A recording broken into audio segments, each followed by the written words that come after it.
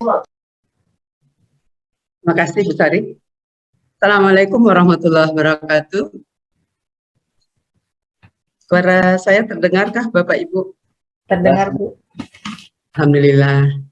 Yang terhormat Kasudin Jakarta Timur II, Bapak Dr. Andos Toyo HS MPD, mungkin belum bergabung ya. Yang terhormat Ketua MKKS Wilayah Jakarta Timur II, Bapak Susila Hartono MPD. Yang terhormat Kepala Sekolah Pendamping Diseminasi yang sudah melaksanakan kurikulum Merdeka, Bapak Acah Rianto MPD. Yang terhormat Kepala SMA Negeri 39 Jakarta, Ibu Dr. Anda Wahyu Murniningsih MPD. Yang terhormat Bapak Riono MM selaku fasilitator kita, jadi GAK ini ya, yang akan menyampaikan materi nanti hari ini secara virtual dan hari Senin ya secara luring di SMA 39. Bapak Ibu pengurus MGMP yang luar biasa yang bekerja keras untuk melaksanakan acara ini, dan juga Bapak Ibu guru, teman-teman, sahabatku semua seperjuangan yang bergabung di Zoom meeting ini. Assalamualaikum warahmatullahi wabarakatuh. Puji syukur kehadirat Allah Subhanahu wa Ta'ala kita sampaikan karena tak terhingga nikmat yang kita terima, termasuk nikmat sehat yang sangat penting Bapak Ibu, sehingga hari ini kita bisa ikut bergabung di Zoom ini. Salawat serta salam kita haturkan kepada Nabi besar Muhammad SAW dengan mengucap Allahumma shalli ala Muhammad wa ala ali Muhammad. Terima kasih kepada Bapak Susila yang sudah mengarahkan kami pengurus untuk melaksanakan acara ini. Kepada Bapak Acah juga, Bapak Acah Rianto juga mendampingi kita selama nanti 2 hari ya Pak. Kepada Ibu Wahyu selaku SMA Negeri 39 Jakarta, terima kasih banyak Bu sudah menyediakan tempat ya, dan juga nanti semua sarana yang diperlukan untuk hari Senin dan juga izinnya sehingga bisa dilaksanakan hari ini. Kemudian juga terima kasih juga kepada teman-teman pengurus yang luar biasa dan tidak saya sebutkan satu-satu tentunya, dan teman-teman seperjuangan Bapak Ibu guru ekonomi wilayah Jakarta Timur II yang sudah menyempatkan hadir di acara diseminasi kurikulum ini. Acara diseminasi kurikulum ini akan kita adakan 2 hari. Karena begitu penting acara ini tidak bisa dilaksanakan 1 hari, sehingga kita pilih hari ini secara daring dan hari Senin tanggal 28 Maret itu secara luring. Kenapa kita pilih luring? Padahal mungkin ada yang khawatir untuk bertatap muka karena kita perlunya produk yang harus kita buat. Ini begitu ya Pak Riano, sebagai fasilitator ya, nanti yang akan menyampaikan lebih jelasnya. Dan kurikulum ini akan dilaksanakan khususnya DKI di tahun ajaran baru 2022-2023, sehingga semua tentu kita pahami, harus kita pahami karena akan kita terapkan. Jadi mohon kesediaan teman-teman untuk mengikuti dengan sungguh-sungguh selama 2 hari daring dan luring ini hari Senin, sehingga kita bisa menyelesaikan.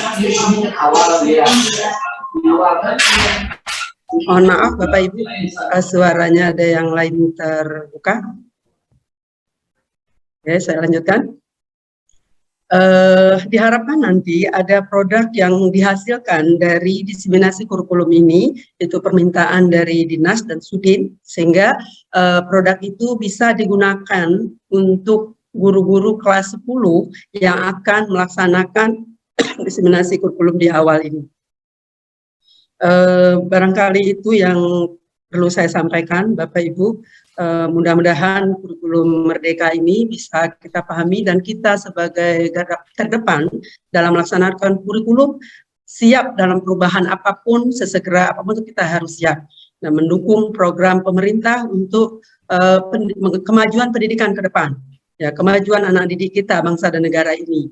Kita harus siap menerima, ikhlas, dan tentunya sungguh-sungguh dalam melaksanakan ini. Terima kasih sekali lagi Bapak Ibu semuanya. Saya akhiri sambutan saya. Billahi taufik. Assalamualaikum warahmatullahi wabarakatuh. Waalaikumsalam warahmatullahi wabarakatuh. Acara selanjutnya adalah sambutan dari Ketua MKKS JT2 sekaligus membuka kegiatan diseminasi kurikulum merdeka yang akan disampaikan oleh Bapak Susila Hartono MPD. Dipersilakan Pak. Ibu, mungkin masukan digeser dulu, Pak Susila lagi memberikan sambutan di matematik nih kayaknya. Oh gitu. Ya. Atau mungkin ininya MGM-nya Selasa, jadanya hari ini. Baca aja Bu, baca aja. Baca aja ya. Oke. Ya, Baik, karena Pak Susila sedang ada sambutan juga di kegiatan yang lain, dipersilakan sambutan dari Bapak Acha Haryanto selaku pendamping dari kegiatan kurikulum merdeka ini sekaligus Kepala SMA Negeri 42 Jakarta. Dipersilakan Pak. Ya, terima kasih Ibu, terima kasih Bu Elida. Assalamualaikum warahmatullahi wabarakatuh. Waalaikumsalam. Selamat siang, salam sejahtera untuk Bapak Ibu semuanya.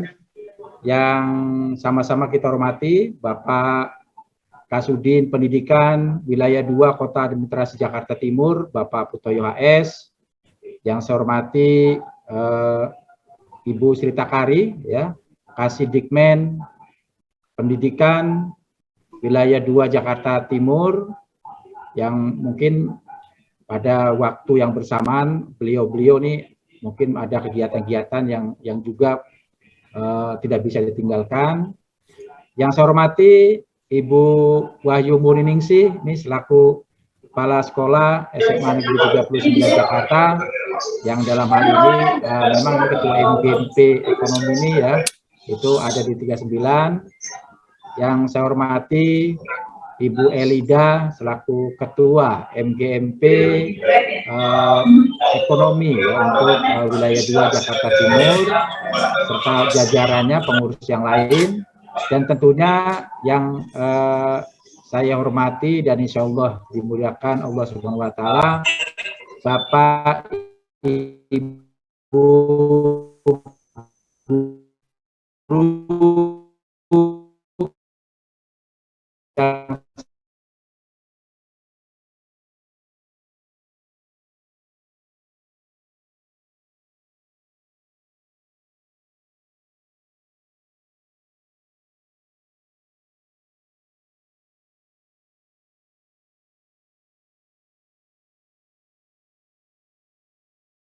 suka bulan semester depan, tepatnya bulan Juli, yang di DKI harus melaksanakan kegiatan kurikulum.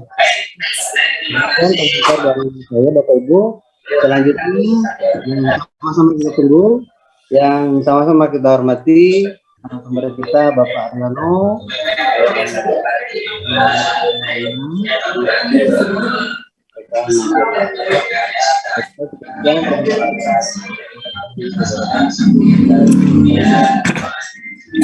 Waalaikumsalam warahmatullahi wabarakatuh. Izin Pak Dedi, apakah suara saya jelas? agak mendem Pak, mungkin bisa di-up lagi ya. Kemudian mohon Suara bantuan saya jelas? untuk meng-off-kan. Kalau saya mendengar jelas, Pak. Ya. Jelas Pak Dio. Jelas. Sekarang jelas Pak Dio. Jelas ya Bu Elida? Cuma suara lain ada kebrisik itu mohon dimatiin Bu. Iya. Ya. Mohon bantuannya untuk host, panitia untuk Mohon maaf, backsound dari Pak Haryono, Pak, mohon maaf. Begitu ya, siap. Iya. Oke.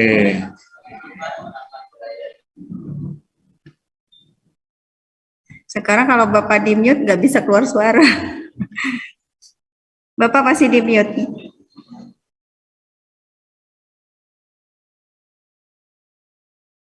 Ya, baik Bu Pupung lagi mengkomandoi, ternyata di sini ada 3 teman juga yang sedang sama.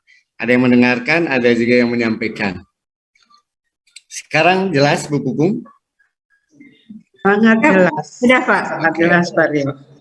Baik, terima kasih Pak Dedi. Bismillahirrahmanirrahim. Assalamualaikum warahmatullahi wabarakatuh. Waalaikumsalam. Waalaikumsalam warahmatullahi Wabarakatuh. Ya, alhamdulillahirrabbilalamin.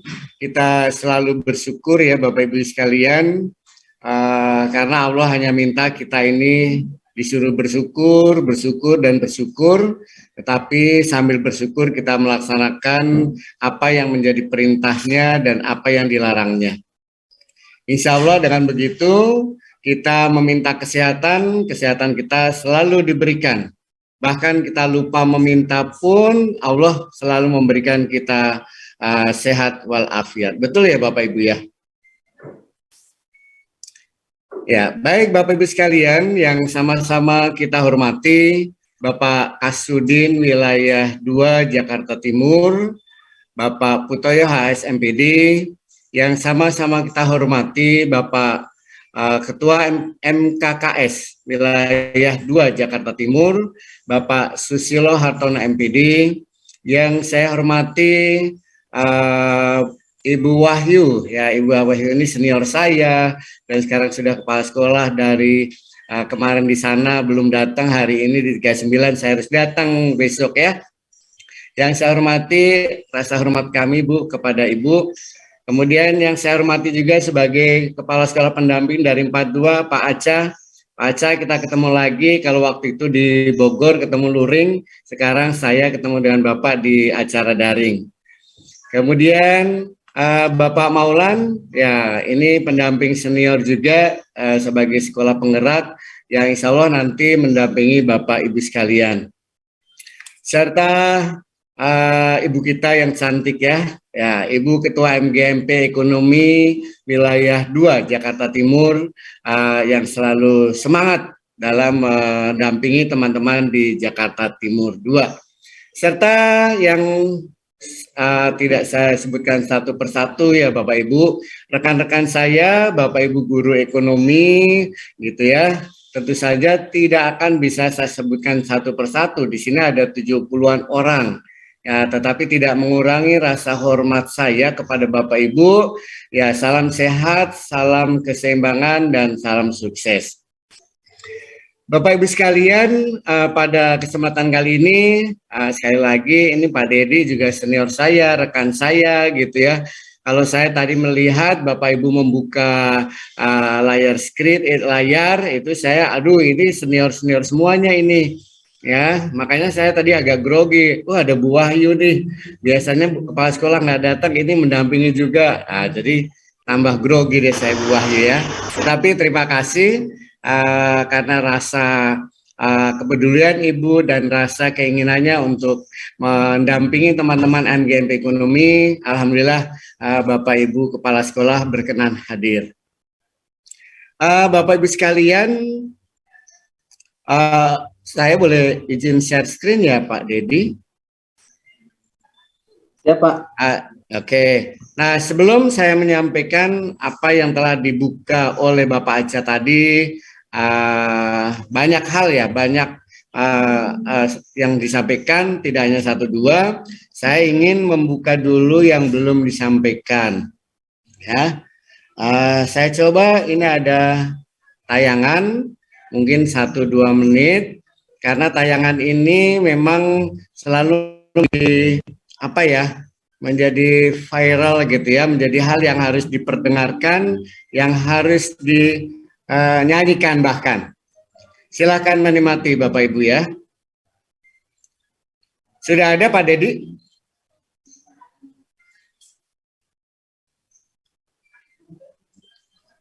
Suaranya belum ada, Pak. Share sound-nya mungkin, Pak.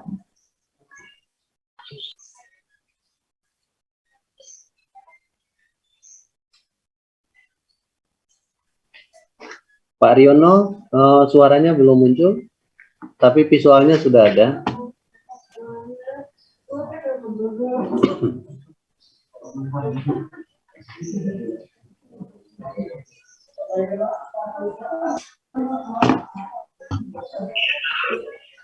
Masih. Suaranya belum ada. Nggak apa-apa satu.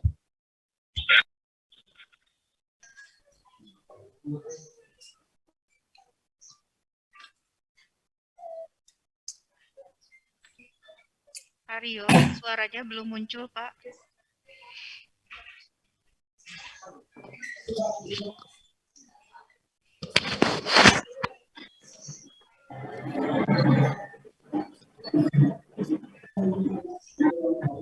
Bapak Ibu, mungkin Pak Aryono masih on proses untuk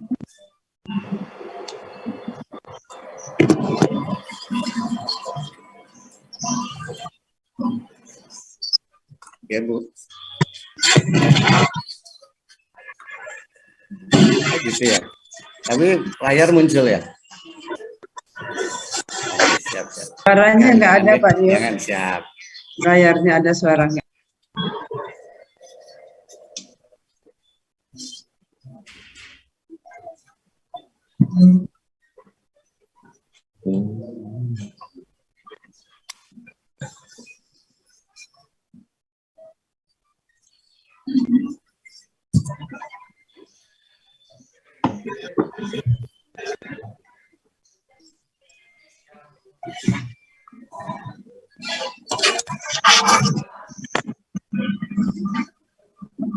Bapak Ibu sekalian, ternyata katanya suaranya tidak muncul ya Bapak Ibu ya. Ya, saya coba munculkan, ternyata ini harus diulang lagi ya. Bapak Ibu, apakah perlu diulang Bapak Ibu? Ulang aja Pak, nggak kedengeran suara. Ulang dikit ya. diulang, Di Pak. akhir kali ya. Diulang di akhir, coba ya. Ceritanya Saya coba. Biar mendengar suara profil. Ini sudah saya share sound sudah. Oke. Saya ulang lagi. Kalau tidak muncul lagi berarti bisa diulang. Ya.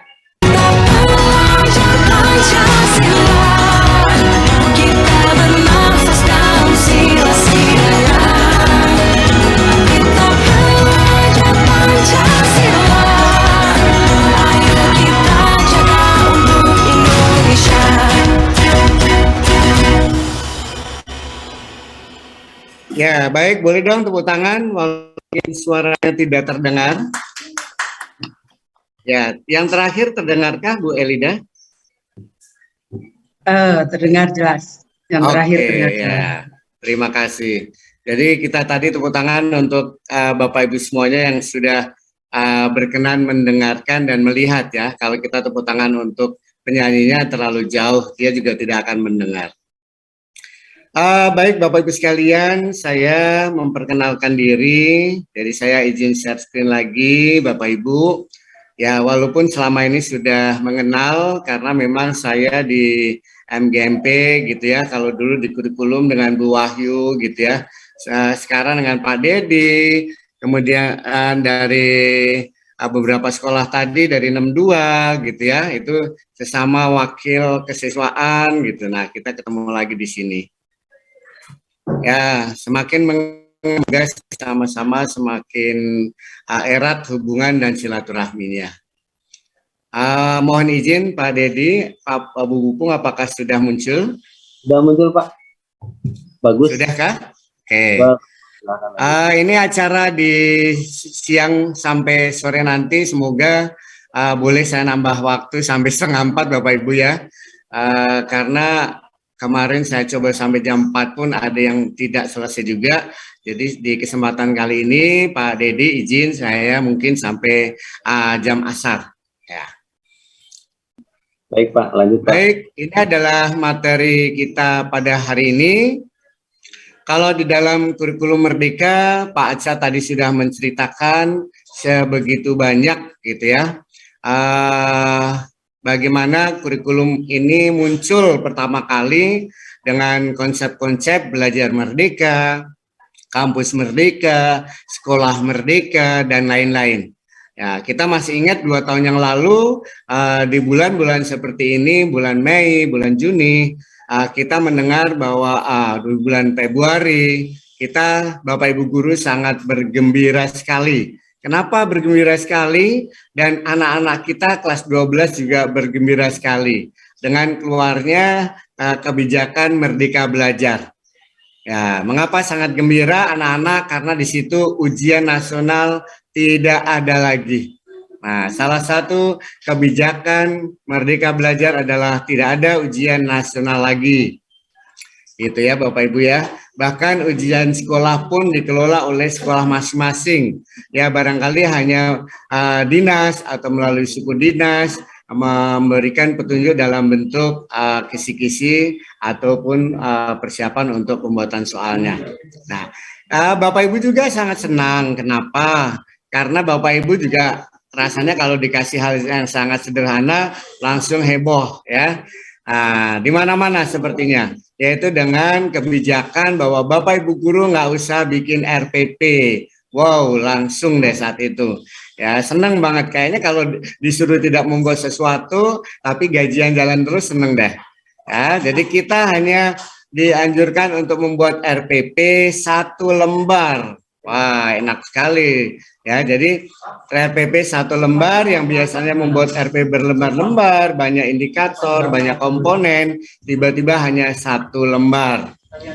Kemudian juga masuk kepada kebijakan masalah PPDB, yang tadinya PPDB berbeda-beda, setiap provinsi, setiap wilayah ada satu kesamaan, yaitu adanya jarak kedekatan antara tempat tinggal peserta didik dengan sekolah. Ya, barangkali untuk DKI Jakarta mulai tahun kemarin sudah ada zona zona RW, kemudian muncul lagi zona RT 1, 2, dan sepertinya gitu ya Pak Dedi ya, akan ada perubahan lagi. Ya kita tunggu saja. Itu adalah dari salah satu efek dari adanya kebijakan Merdeka Belajar, Kampus Merdeka, dan lain-lain. Kemudian kita mendengar adanya kurikulum prototipe ya. Kurikulum ini sebagai apa ya, ibaratnya menghilangkan yang selama ini menjadi kendala ya. Kalau kemarin kurikulum 2013, kemudian ada perubahan yang disederhanakan, penyederhanaannya dengan cara mengurangi KD gitu ya, dan lain-lain gitu ya. Nah, kemudian muncul kurikulum prototipe. Nah, ini dipakai oleh sekolah-sekolah penggerak yang sudah dibentuk oleh kementerian, termasuk tadi ada Bapak Aca gitu ya. Itu sudah diharapkan menerapkan kurikulum prototipe. Dan pada awal tahun ini, pada tahun 2022, baru keluarlah ya, baru diluncurkannya kurikulum prototipe menjadi kurikulum merdeka. Nah, gitu ya. Jadi perjalanannya panjang, hampir 2 tahun, seperti perjalanan miniseri ataupun sinetron di Indonesia. Ya, jadi apa yang dikeluarkan oleh Mas Menteri atau Bapak Menteri kita itu berseri-seri. Mungkin harapannya adalah agar kebingungan-kebingungan, kemudian hal-hal yang baru-baru ini perlahan-lahan gitu ya Bapak Ibu ya, perlahan-lahan saling dipelajari, dipahami, sehingga semuanya itu lebih jelas. Jadi kita pahami seperti itu saja. Baik Bapak Ibu sekalian, boleh saya memperkenalkan diri. Inilah diri saya Bapak Ibu. Ya, jadi tadi sudah disebutkan, tapi barangkali Bapak Ibu yang suka bermain medsos, nah ini boleh, ya boleh di screenshot Bapak Ibu. Ya, nanti kalau udah screenshot, tolong join dengan saya ya Bapak Ibu ya. Nah, ya makasih. Bapak Ibu sekalian, kita di DKI Jakarta, ya. Kalau kita melihat pertumbuhan, pergerakan gitu ya, yang sedemikian ya, sedemikian tidak berhenti dan terus menerus, di mana dari Ketua MKKS DKI, kemudian ke wilayah, kemudian MGMP DKI, kemudian ke wilayah, seluruhnya bergerak ya, ibaratnya itu memang serentak, bergerak serentak. Itu adalah semboyannya dari sekolah Merdeka, sekolah penggerak. Nah, sekarang kita berada di sini Bapak Ibu ya. Kita sebagai guru ekonomi di wilayah Sudin wilayah 2 Jakarta Timur. Ya, jadi sekali lagi alhamdulillah Bapak Ibu sudah tidak ada lagi nih yang kesleo menyebutkan wilayahnya. Ya, jadi Sudin wilayah 2 Jakarta Timur. Kita harus bagaimana sebenarnya? Pasti harus ada dong. Kemarin saya ngobrol dengan Ketua MGMP wilayah 2 Jakarta Timur, Ibu Elida, harus ada goal setting, ya, harus ada target yang dihasilkan. Ya, tadi pun Pak Aca sudah menyampaikan bahwa kita akan ada target-target yang memang harus dibuat. Nah, target kita sebagai guru, kita punya tupoksi Bapak Ibu ya. Ya, tupoksinya masih ingat pastinya ya Bapak Ibu ya. Ya, tupoksi yang pertama Bapak Ibu pasti yang selalu yang kemarin sangat disenangi yaitu tidak membuat RPP. Ya, tidak membuat RPP katanya. Tapi akhirnya sama saja kita membuat RPP yang selembar tapi lampirannya berlembar-lembar. Nah, tupoksi kita di dalam kurikulum 2000 sekarang ini ya, bukan 2013 tapi pada dasarnya sama, yaitu satu, membuat program pengajaran atau program pembelajaran ya, semuanya lengkap dari A sampai Z. Kemudian setelah itu kita punya tupoksi yang kedua, bagaimana kita melakukan pembelajaran ya. Bagaimana pembelajaran itu tidak hanya ngajar saja tetapi lebih dari itu. Kemudian kita juga melakukan assessment atau penilaian. Dan terakhir tupoksi kita adalah 4, yaitu melakukan tindak lanjut. Jadi kalau Bapak Ibu Kepala Sekolah menegur kita, Pak Riono mana nih, kok nggak ada remedial, kok nggak ada pelaksanaan pengayaan, nah itu karena tupoksi kita Bapak Ibu ya. Selama kita masih mengaku diri kita guru yang mau mengajar, membimbing peserta didik, maka kita punya 4 tupoksi tersebut. Nah, dari program kurikulum yang tadinya prototype atau prototipe, kemudian Mas Menteri sudah membuat nih ya, pada bulan Februari kemarin nomor 1 ini sudah jadi. Ya, kurikulum Merdeka sudah jadi. Walaupun memang perlahan-lahan nih Bapak Ibu ya. Artinya Permendikbudnya belum lengkap sebagaimana kurikulum 2013 kemarin. Kalau kemarin kan 8 standar, dari standar kelulusan, standar isi, standar proses, standar penilaian, standar sarana prasarana dan lain-lain sudah langsung jadi. Nah, sekarang ini sepertinya perlahan-lahan Bapak Ibu ya.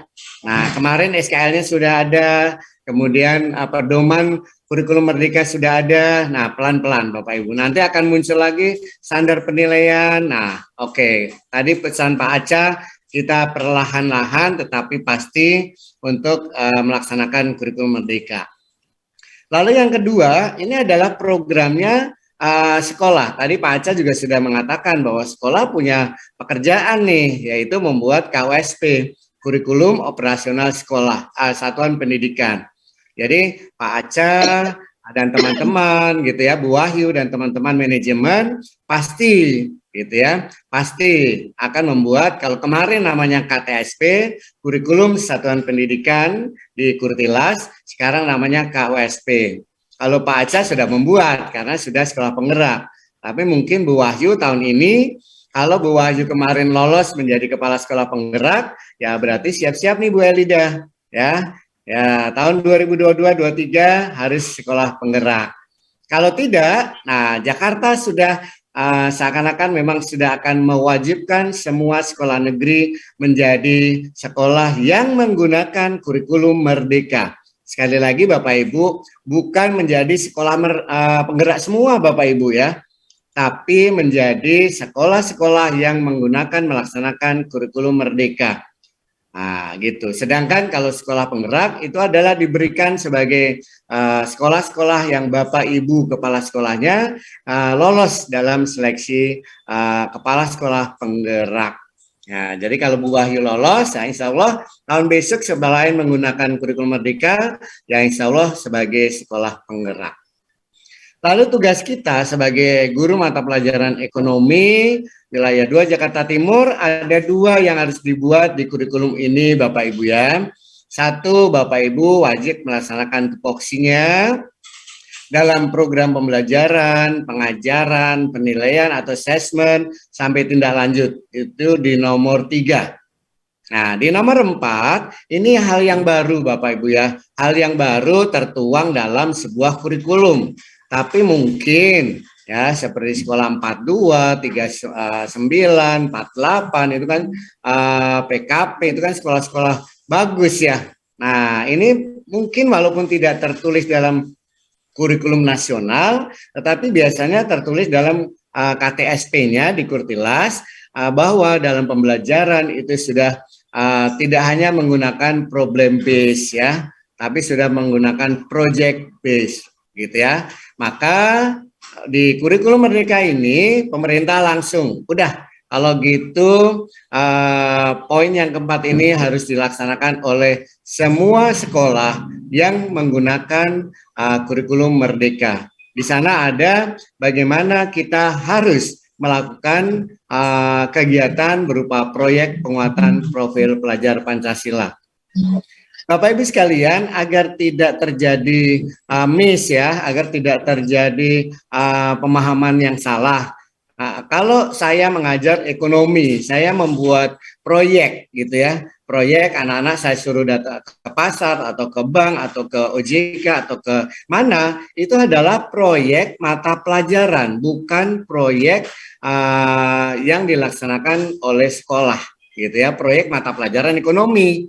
Nah, mungkin karena model pembelajaran saya menggunakan project based learning gitu ya. Tetapi kalau ini adalah proyek penguatan profil pelajar Pancasila ini, nanti tema-temanya sudah diberikan oleh pemerintah ya. Sementara ini sudah ada 7 tema. Nah, tinggal nanti sekolah-sekolah melaksanakan tema-tema tersebut. Ya, di semester 1 Bapak Ibu diberikan kesempatan mengambil 1 tema. Di semester 2 ini kami diberikan kesempatan ngambil 2 tema. Sistemnya bebas, silahkan Bapak Ibu. Diberikan kewenangan, namanya kurikulum Merdeka itu bebas, bebas-bebasnya, ibaratnya Bapak Ibu mau melaksanakan seperti apa. Bentuk PDF-nya juga saya kasih, bahkan sudah saya kasih nanti contoh bagaimana menganalisis CP dalam bentuk penjabarannya, gitu ya Bapak Ibu ya. Nah, tapi kan nggak mungkin seterusnya dikasih. Kalau saya ngasih misalnya CP semuanya. Tapi waktu kita melihat tujuan pembelajaran, nah disitulah Bapak Ibu mulai harus mengingat-ingat lagi ya kata-kata, kata kerja KKO yang ada di Bloom. Gitu. Karena ini benar-benar kita membuat sendiri. Ya, kita benar-benar membuat sendiri. Kalau kemarin KD sudah ada ya, mendeskripsikan, menjelaskan, memahami, menguraikan, udah ada ya. Ada 1, 2 KD menganalisis, udah ada. Nah, kalau sekarang tergantung Bapak Ibu di sekolahnya. Boleh nggak Pak, saya di materi 1 saya menggunakan memahami. Loh, kok di 39 langsung menganalisis? Ya boleh saja. Kenapa seperti itu? Karena Bapak Ibu pada saat Bapak Ibu mencantumkan KKO Bloom di dalam tujuan pembelajaran, disitulah Bapak Ibu harus ada dasarnya, harus ada landasannya, nggak boleh ngarang ya. Aduh saya maunya ini, nggak boleh maunya. Aduh saya sukanya ini, nggak boleh sukanya. Jadi kalau nanti kepala sekolah melihat nih, kalau Bapak Ibu ditegur misalnya, Bu Alida, ini kenapa memahami semua? Bu, saya sukanya memahami. Nanti kepala sekolah akan bilang, Bu, di SMA 39 itu anak-anak itu yang nilainya terendah itu 8. Nilai tertinggi 95. Sehingga anak dinyatakan dia berkemampuan atau kompetensi umum, itu nilainya 9,2. Nah, kalau anak-anak dengan nilai kompetensi 9,2 dinyatakan umum, nah, lalu Ibu lihat, ternyata yang dinyatakan umum dari 36 anak di kelas tersebut hanya 10. Lalu 10 lagi yang di bawah itu. Lalu 16 anak di atas itu. Maka nggak mungkin ya, nggak mungkin ibu memberikan tujuan pembelajaran memahami. Ayo Bu naikkan. Berarti di situ ibu harus berani peserta didik menganalisis. Nah, begitu. Kalau di SMA 86 ya nggak apa-apa, kata Pak Naryo.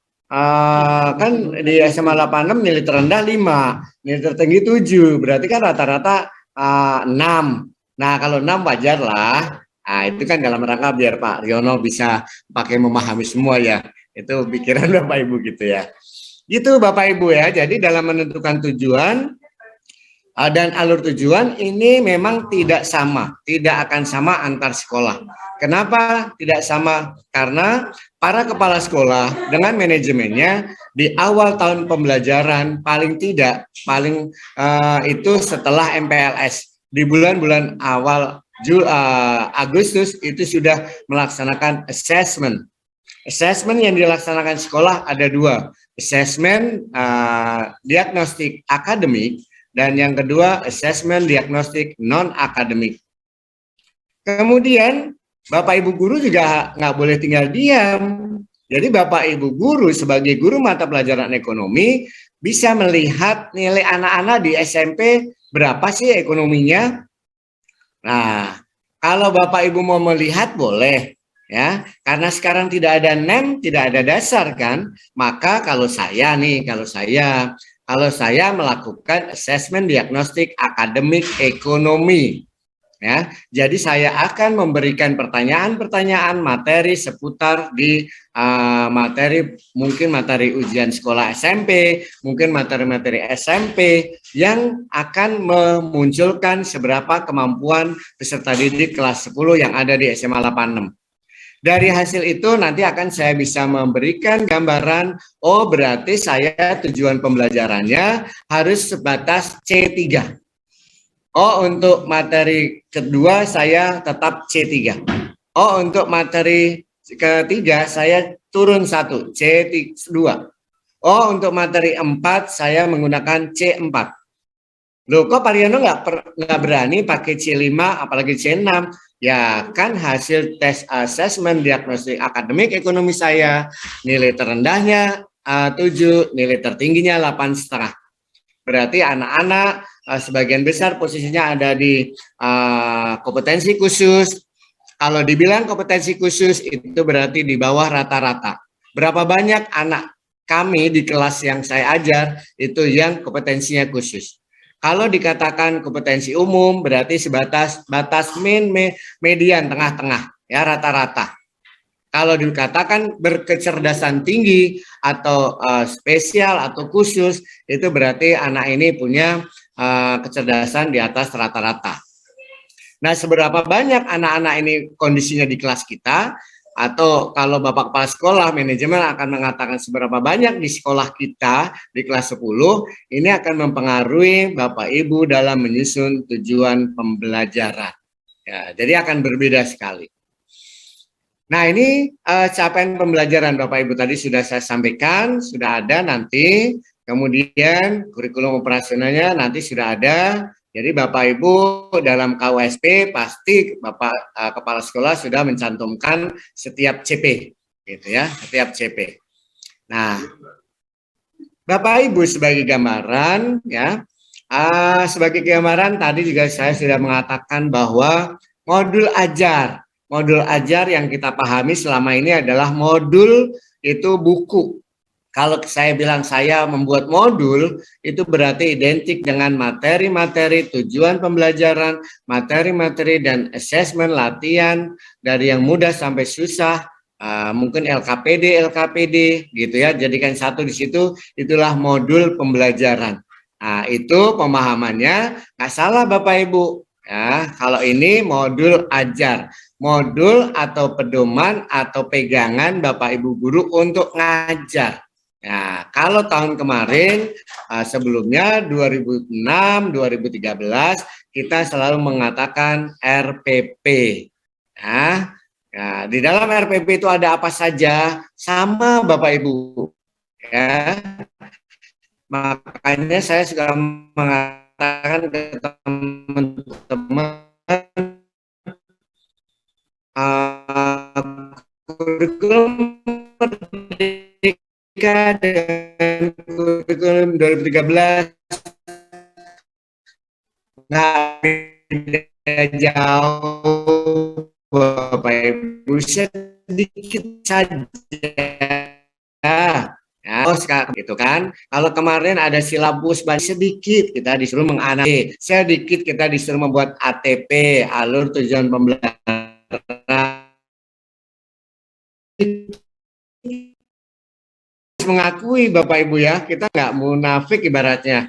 Ya, kita kadang memperkosa pemaksaan peminatan peserta didik. Nah, di kurikulum 2022, di kurikulum Merdeka, tadi yang ditanyakan, apakah memang tidak ada IPA, tidak ada IPS? Peminatan tidak ada, penjurusan tidak ada. Jadi sekali lagi, tidak ada peminatan, tidak ada penjurusan. Yang ada hanya kelas 10, kelas 11, kelas 12. Gitu Bapak Ibu ya. Jadi lalu mata pelajarannya bagaimana? Mata pelajarannya tetap ada Bapak Ibu ya. Ada mata pelajaran yang harus dipilih wajib dan umumnya. Kemudian ada mata pelajaran tadi saya sebutkan, ada mata pelajaran IPA yang terdiri dari fisika, kimia, biologi. Berarti guru fisika tidak akan kehilangan jamnya. Gitu ya. Guru ekonomi tidak akan kehilangan jamnya. Jumlah jamnya tetap Bapak Ibu ya. Kalau nanti Bapak Ibu, loh kok saya ngajar ekonomi hanya 2 jam kelas 1, kan kemarin kelas 1 saya ngajar 3 jam. Tenang saja Bapak Ibu ya. Jadi Bapak Ibu di dalam kurikulum KUSP-nya oleh kepala sekolah sudah diatur. Secara administrasi Bapak Ibu tertulis beban ngajar 3 jam. Nah, 3 jam gitu ya. Kemudian lah yang 1 jam gimana? Karena di dalam kurikulum itu kan tadi sudah saya sampaikan, ada jam-jam pembelajaran formal yang biasa seperti Bapak Ibu ngajar, tetapi ada juga jam-jam yang dipakai untuk pelaksanaan proyek. Ya, karena ada pelaksanaan proyek, maka Bapak Ibu seperti saya guru ekonomi tertulis beban ngajar di dalam KUSP 3 jam. 2 jam masuk kelas dan 1 jam saya wajib menjadi pembimbing, pembina proyek. Itu senilai 1 jam. Gitu ya, senilai 1 jam. Jadi jangan berkecil hati Bapak Ibu. Yang lain juga sama seperti itu. Nah, justru dengan adanya proyek itu Bapak Ibu, itu akan nanti ada beberapa teman yang bisa menambah jam dari situ. Kalau kemarin Kutilas kan yang dapat jam misalnya wali kelas 2 jam, piket 1 jam, lalu menjadi pembina ekskul 1 jam. Nah, kalau di STM ada menjadi kepala lab, kepala apa itu proyek gitu ya. Tapi kalau di SMA kan nggak ada. Nah, di kurikulum Merdeka, Bapak Ibu selain pembina, pembimbing proyek dapat jam, 1 jam, kalau Bapak Ibu menjadi koordinator proyek, itu 1 kelas dihargai senilai 2 jam. Jadi kalau saya misalnya ngajar kelas 10, 18 jam, lalu saya menjadi pembina proyek 3 kelas, 10A, 10B, 10C, maka saya akan mendapatkan 18 plus 6 jam. Maka saya sudah 24 jam. Pelajaran yang lain boleh nggak? Pelajaran yang lain boleh. Kalau menjadi pembimbing sama, dia akan mendapatkan jam beban belajar itu terdiri dari misalnya PKN 2 jam mengajar dan 1 jam sebagai pembina. Gitu Pak Dedi. Jadi jangan khawatir kalau masalah kehilangan jam gitu ya. Tidak akan ada teman-teman ini yang kehilangan jam. Malah sepertinya kelas 10 dan kelas 11 itu kan ada pembina proyek ya. Karena ada tema yang harus diselesaikan mulai dari kelas 10. Nah, selain ada pembina proyek juga nanti akan ada koordinator proyek. Koordinator proyek itu 1 kelas senilai setara dengan 2 jam gitu. Baik. Apakah jelas begitu Ibu Sari? Ya, Semoga jelas, sih jelas ya. Ya. Oke ya, jadi Bapak Ibu ini guru ekonomi nggak usah khawatir masalah kehilangan jam ya, karena saya kemarin ngajar di kelas 10 3 kelas hanya 3 jam, hanya 9 jam dong. Tapi sekarang kelas 10 saya ada 6 kelas, apalagi 39, apalagi Bu Sari sekolahnya ada 10 kelas. Ya 10 kali 3 jam, Bu Sari ngajar 30 jam loh kelas 10, udah berlebih itu. Nah, gitu ya, Ibu udah berlebih ibaratnya. Oke, begitu ya. Ya, silakan. Untuk Ibu Sari cukup jelas ya. Jadi saya di 106 Pak Rio, kan IPS-nya ada 4, jadi nambah 3 ya. Nah, kalau di 106 ada berapa kelas 10? 10-nya itu ada 7, IPA-nya 3, IPS-nya 4. Berarti Bang Dedi besok ngajarnya 7 kali 3 jam. Berarti langsung dapat 21 karena wakil 12. Berarti Bapak ngajar aja nggak usah banyak-banyak, 4 kelas saja udah cukup. Jangan 7 kelas seperti itu. Baik Pak Riono. Ya. Ternyata ada pertanyaan susulan Pak Riono. Boleh silakan. Jumlah jam ini menjadi bagian pertanyaan yang seksi ini di kita ini, karena memang silakan Pak. Sepertinya kepada salary kita ya. Ya. Pertanyaan berikutnya dari Bapak Sopian. Pertanyaannya seperti ini Pak narasumber. Ketika tidak ada penjurusan, bagaimanakah peserta didik menyalurkan bakat ini? Saya ulang Pak narasumber. Pertanyaan dari Pak Sofian ini menanyakan, ketika tidak ada penjurusan, bagaimanakah peserta didik menyalurkan bakat ini? Demikian. Silahkan dianggap. Ya, terima kasih Pak Sofian. Ya, Pak Sofian. Dari bisa komisi. Suara saya terputus kah? Tidak Pak, cukup jelas. Iya, betul. Jelas ya. Oke. Ya. Lanjut Pak. Karena ada pertanyaan yang menyangkut masalah jam lagi, jadi mau nggak mau nih saya harus membukakan PPT yang disampaikan di sekolah kami ya, di sekolah kami, karena sekolah kami dan mungkin juga sama sekolah-sekolah penggerak yang lain. Dan nanti Bapak Ibu juga kalau sudah menjadi sekolah yang melaksanakan kurikulum merdeka, pasti akan melakukan hal ini, yaitu apa yang dilakukan di semester 1, ya, masuk ke semester 2, pasti sekolah sudah memberikan informasi. Informasinya apa? Yang berkaitan dengan tadi yang ditanya dengan Pak Sofian tadi. Baik, ini sebentar saya share dulu, izin share lagi. Jadi apa yang disampaikan oleh Pak Sofian itu juga sama banyak yang ditanyakan oleh anak-anak termasuk orang tua. Ya, makanya kami memberikan waktu khusus gitu ya, memberikan waktu khusus bagaimana sih agar anak-anak ini paham, agar anak-anak ini mengetahui gitu. Nah, ini tadi Ibu Sari biar juga jelas juga bahwa dengan tidak adanya peminatan IPA dan IPS, lalu bagaimana nih anak saya atau saya sebagai peserta didik? Izin Bang Dedi sudah muncul belum ya? Sudah, visual sudah terlihat jelas. Oke, jadi ini Bapak Ibu, jadi ada pembelajaran intrakurikuler yang tadi 2 jam untuk ekonomi dan pembelajaran untuk proyek penguatan profil pelajar Pancasila itu yang 1 jam, gitu ya. Tadi untuk Ibu Sari. Nah, mata pelajarannya ini Bapak Ibu ya.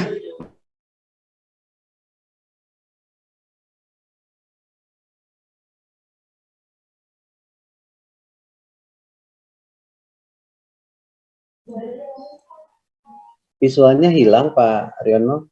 Putus. Ya.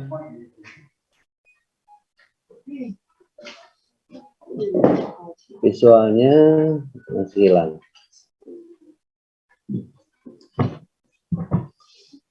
Oh.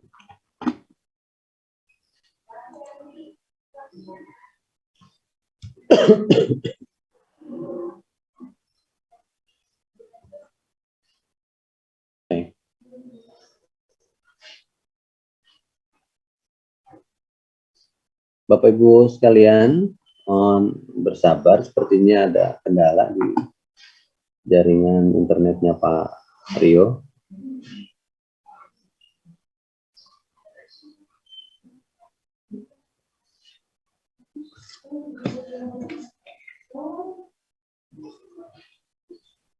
Menghilang ya Pak?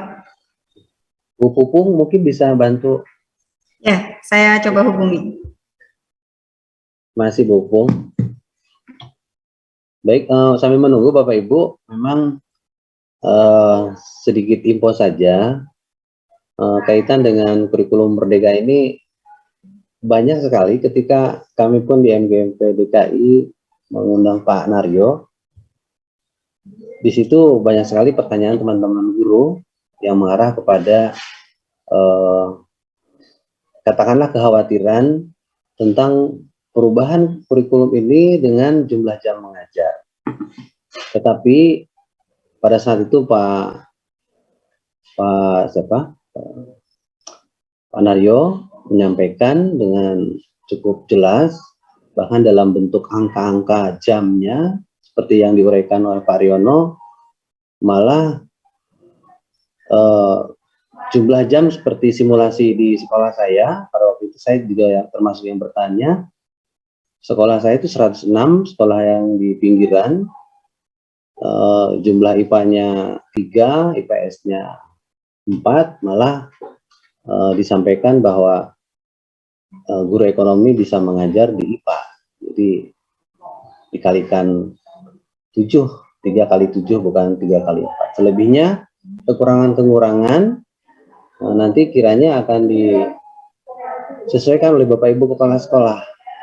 Misalnya kekurangannya ditambah dengan guru pembimbing atau dengan muatan-muatan tugas lain yang sesuai dengan kurikulum Merdeka, dan insya Allah tentu pemerintah pun sebelumnya jauh-jauh hari membuat atau memikirkan hal ini karena dampaknya akan lumayan ini ya Bu ya, Bapak Ibu, terkait dengan ya salary kita sebagai Bapak Ibu guru yang memang tidak bisa dipungkiri. Bapak Ibu mohon bersabar, Ibu Pupung dari 48 masih kontak terus dengan Pak Riono. Mungkin di sana hujan besar barangkali ya, ada puting beliung. Nah, di Ciracas pun Ditunggu dulu, sudah saya hubungi beliau, sedang berusaha untuk join lagi Bapak Ibu. terima kasih Bu Pupung.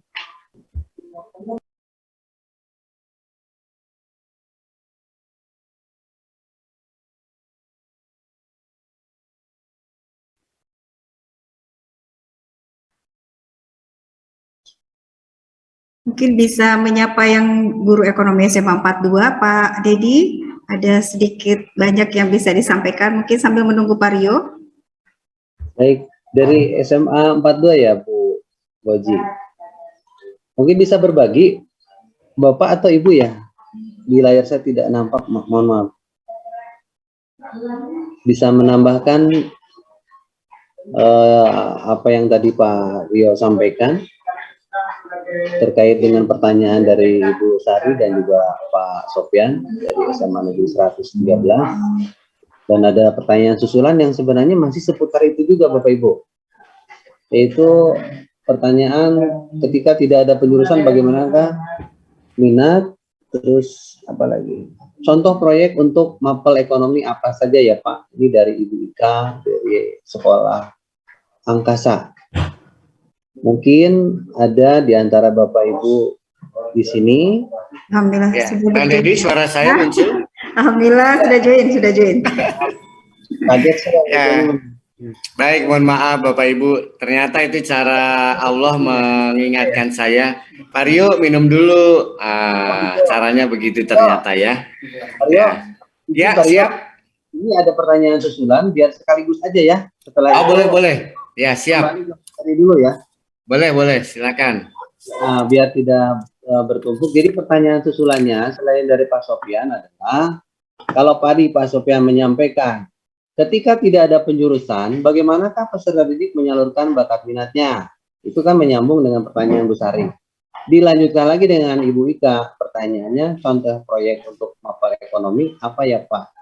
Nah mungkin kiranya bisa dirangkum aja menjadi satu jawaban yang ringkas. Siap. Dan selanjutnya mungkin kembali ke paparan dulu ya Pak Rio ya, 3 pertanyaan ini ya. Oke, siap. Ya, baik, saya kembali ke Pak Sofian, mohon maaf tadi Pak Sofian tiba-tiba nge-lag dan keluar. Untuk di kurikulum yang sekarang ya memang tidak ada peminatan ataupun tidak ada lintas minat ataupun penjurusan. Lalu anak-anak nanti mulai di kelas kalau untuk kelas 10 materinya masih umum Bapak Ibu ya, materinya umum, semua pelajaran ada ya. Kemudian yang agak berbeda memang seperti waktu saya dulu SMA, mungkin sama dengan Pak Aca kali ya. Waktu SMA dulu kita dijuruskan, kalau kita dulu bilangnya dijuruskan ya, lalu dirubah menjadi peminatan. Nah sekarang mulai kelas 11 nanti anak-anak itu mulai diberikan keleluasaan memilih mata pelajaran. Ya, jadi jangan bilang memilih jurusan, jangan bilang memilih peminatan gitu ya. Tetapi anak-anak tetap belajar mata pelajaran yang sudah disyaratkan wajib diambil gitu ya. Nah, yang sudah diambil, kemudian selain itu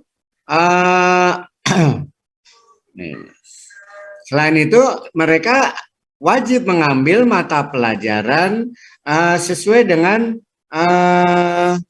pilihan mereka, gitu ya. Pilihan mereka akan memilih mata pelajaran apa. Nah, disinilah Bapak Ibu, gitu ya.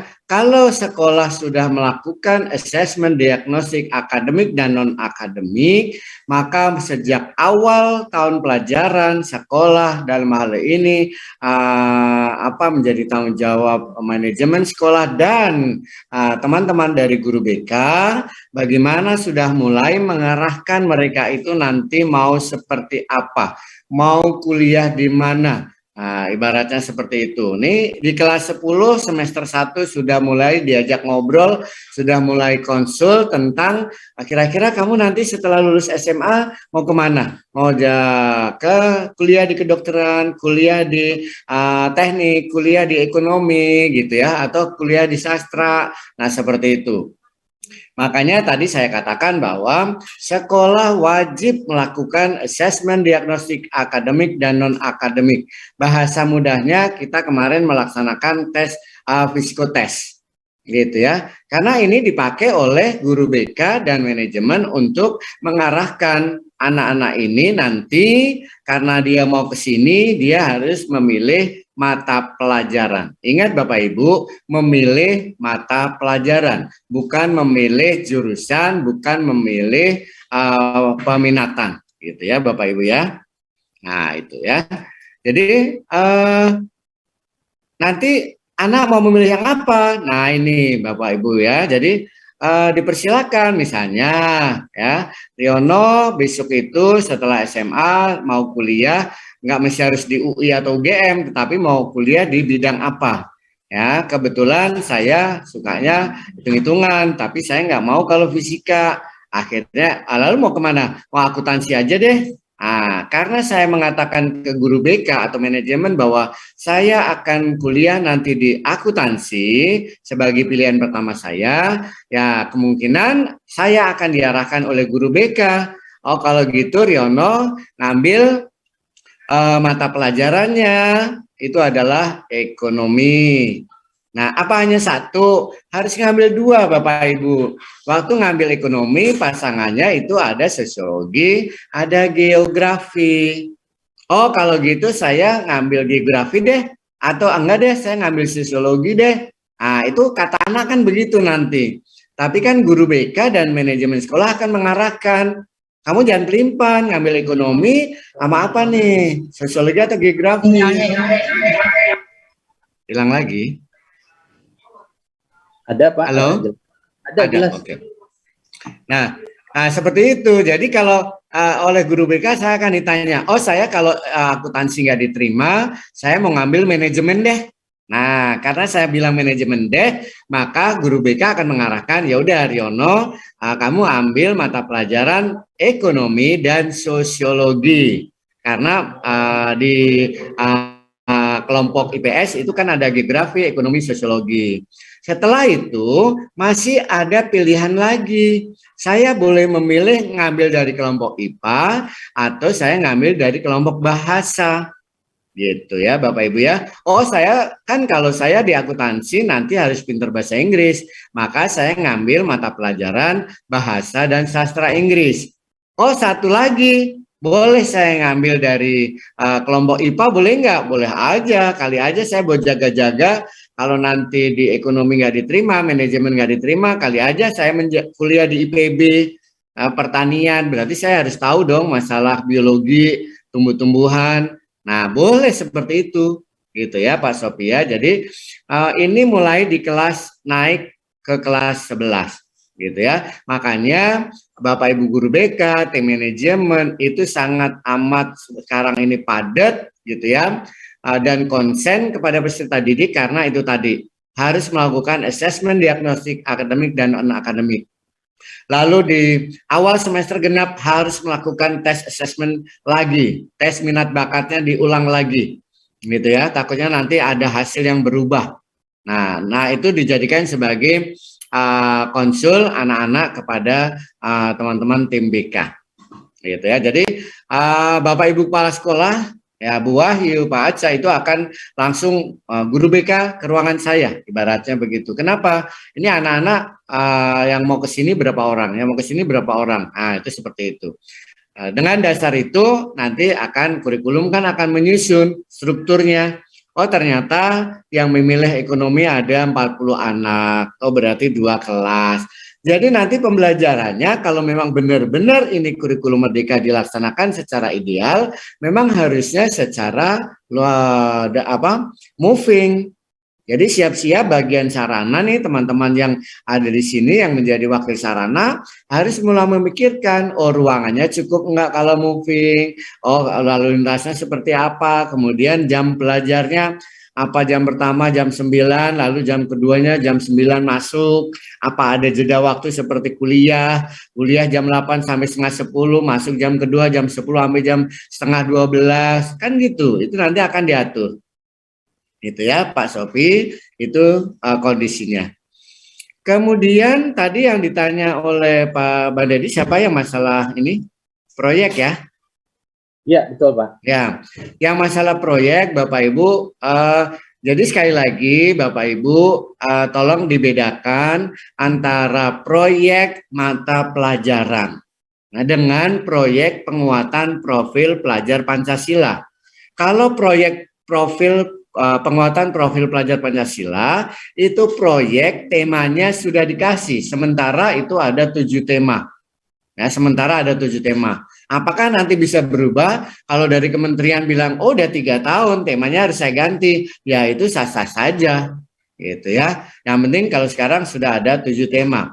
Sementara kalau kita sebagai guru mata pelajaran ekonomi, lalu saya melaksanakan pembelajaran. Ya, pembelajaran saya misalnya di CP tema materi 1, tujuan pembelajarannya saya misalnya menganalisis kelangkaan berkenaan dengan kebutuhan manusia, gitu ya. Itu kan kalau kemarin bab 1 ya Bu ya, KD 1. Kalau sekarang kan nggak ada istilah KD, tapi itu ada di CP dan mungkin nanti akan muncul di tujuan pembelajaran yang pertama. Lalu dalam pembelajaran saya menggunakan misalnya project based learning. Kalau saya menggunakan project based learning, maka pelaksanaan pembelajaran saya akan menggunakan proyek-proyek, melaksanakan proyek-proyek. Berarti siswa disuruh membuat sebuah rencana.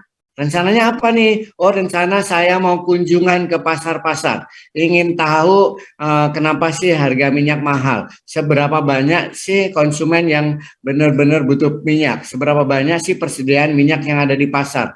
Oh, saya juga akan melihat misalnya di pabrik-pabrik minyak. Benar nggak sih nggak ada minyak atau jangan-jangan ditimbun?